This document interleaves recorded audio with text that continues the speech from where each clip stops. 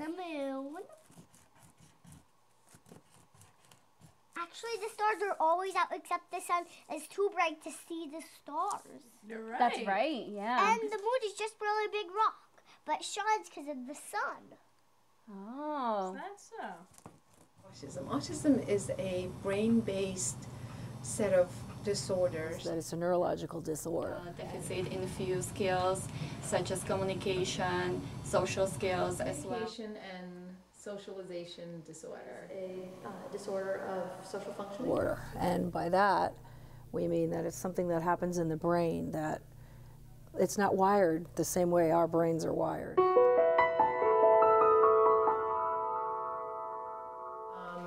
Usually begins with the parents and or a pediatrician or possibly a therapist that might be working with the child.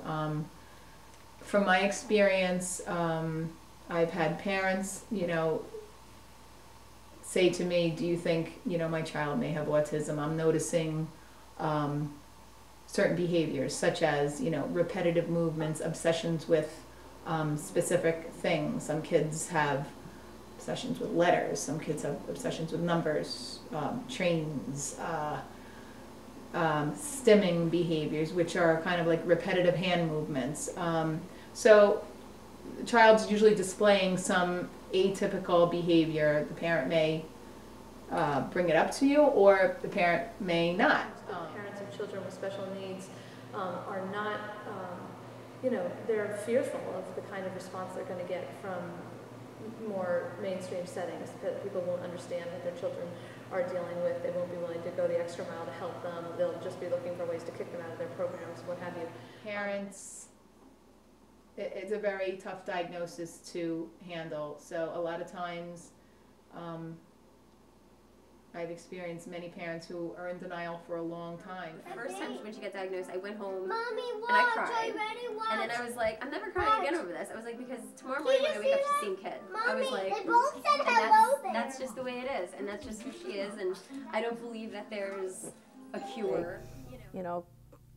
Do your research, check things out, be a real advocate for your child. That's the biggest thing. That's how I was as a teacher, and I think parents have to be that way with children with any exceptionality. The earlier the diagnosis, the better, because if a child is under 3, their brains are still developing, and we got to get in there as soon as possible.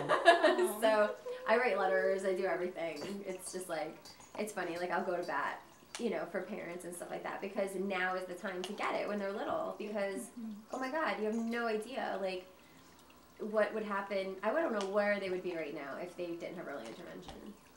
Go. A singlet, a singlet, a singlet, a singlet, a singlet. Put your hands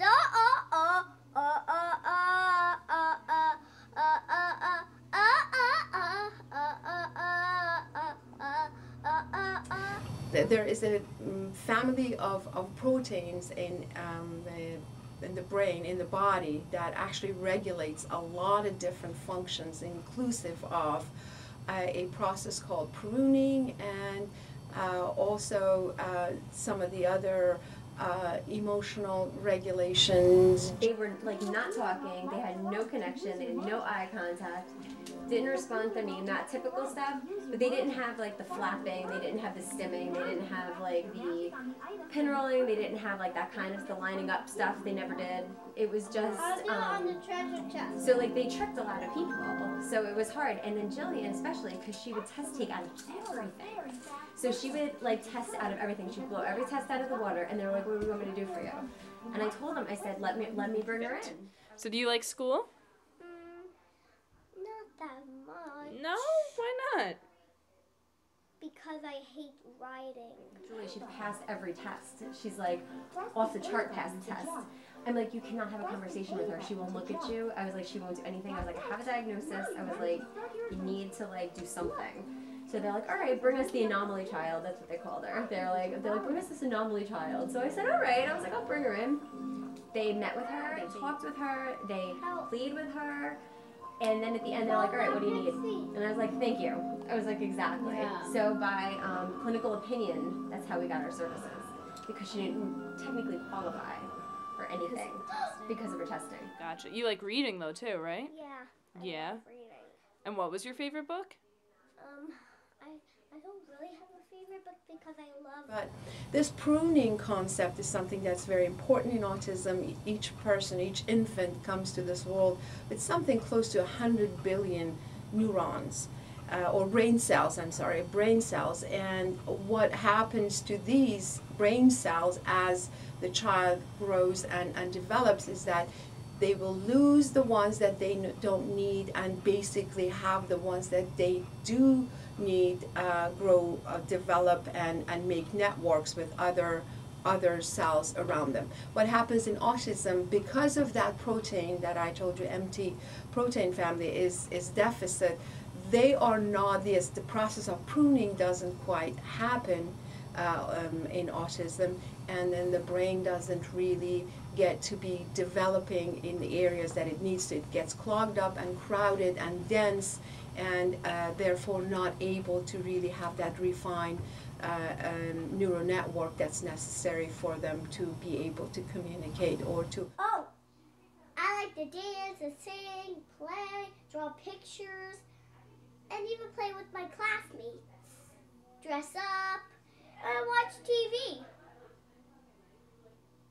And dance the Nutcracker. I try, but I keep doing it all wrong.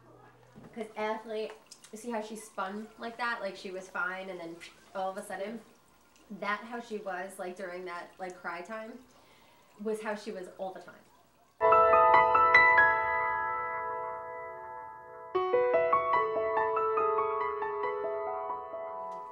They got ABA services, like special instruction services. They got occupational therapy, they got physical therapy, and they got speech. And counseling. They get counseling now in school. Our emphasis on inclusion means that we don't want to shut our doors to any child, and that any child, no matter what disability they may be struggling with, can be successful in our program and have a great time at summer camp. So. But ABA services is what I think really made like the biggest difference with them. OT definitely also speech. Because they definitely had speech delay. And PT, Jillian had physical therapy also. Like 2 or 3 years ago, we had a child in our older boys group. So these are children that are 5th and 6th grade boys, not notorious for their understanding behavior, but into a group of 10 and 11-year-old boys, we brought a child who had fairly severe autism. His name was Gabriel. He was largely nonverbal. He had a lot of repetitive, unusual, sensory-seeking kinds of behaviors that are typically difficult for children to understand and be sympathetic. And then I came across weighted blankets. And I was like, what a great idea. So I emailed the lady and I was like, all right, I have this kid. I'm like, she just won't sleep. This was way before her diagnosis. And I was like, and she constantly is looking for the pressure, from me. I was like, and she would want me to lay on her and squish her all the time and stuff like that. I'm like, I can't do it all the time. I was like, I need something. She was like, okay, give me her weight, give me her size, tell me what she likes. She let me pick out the fabric, so they would do it weighted based on her weight. It was like a certain percentage. And then that's the Tinkerbell blanket. That was yours. Oh. For example, one of the things that our inclusion staff talked to the boys about was that when Gabriel touched them, when he put an arm on their shoulder or he moved into their physical space in a way that made them unsure what to make of that, he explained that was really Gabriel's way of saying, I'm interested, I want to be your friend, I want to interact with you. Here at Anderson, this is a residential school that we serve children. We are prepared to serve children from age 5 to 21. Today here in Anderson Center, what we do, we have students, they go to classrooms. Some of them are residential students, they live here on campus. Each of them in a house, there are usually around 8 or 9 kids. In classrooms, you have classroom averaging from 6 to 7 students in one classroom. We have classrooms that are separated or they're divided to tier 1, tier 2, and tier 3 classrooms. These cottages are all staffed, and the ratio of staffing really varies and has to do with the level of need that exists in both classrooms. For example, we have classrooms that are 6-1-1, meaning that 6 students, 6 support and 1 teacher. So, but then we've got some that are a lot less than that, depending on the need, but constantly staffed at some number, overnight included. So there are always staff around to help and support. As I said, our kids, our students really require a lot of support, a lot of directions and care throughout the day. So hardly anyone can be left without staff around, not necessarily constantly on them, but to be around and to kind of like keep looking out for them.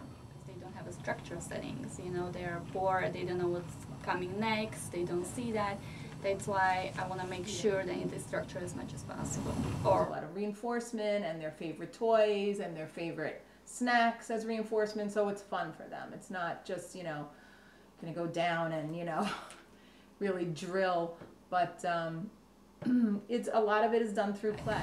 Basically, when I do have a new student, which new students are coming, you know, in this younger age, when they come, the first thing what I do, say classrooms or residents, is reinforcer for at least 3 weeks, 3 to 4 weeks.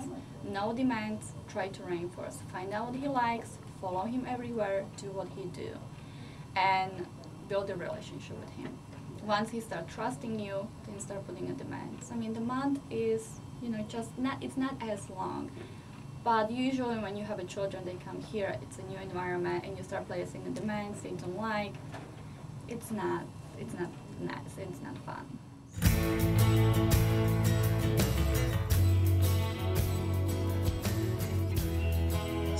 Research now on autism is just mind-boggling. What is from neuroimaging to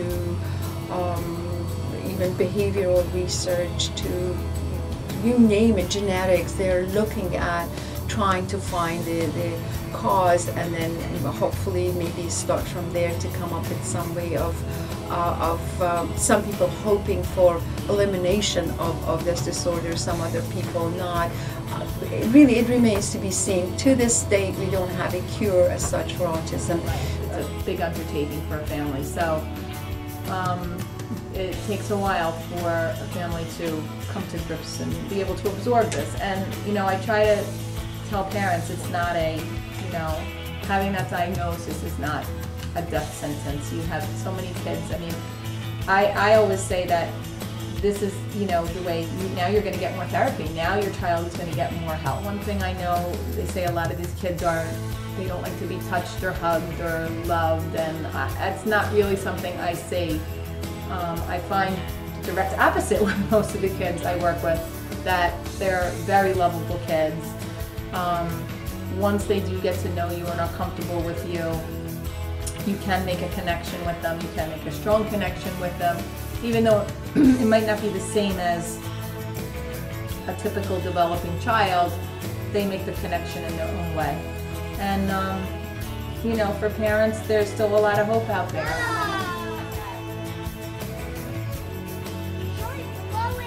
Peace out.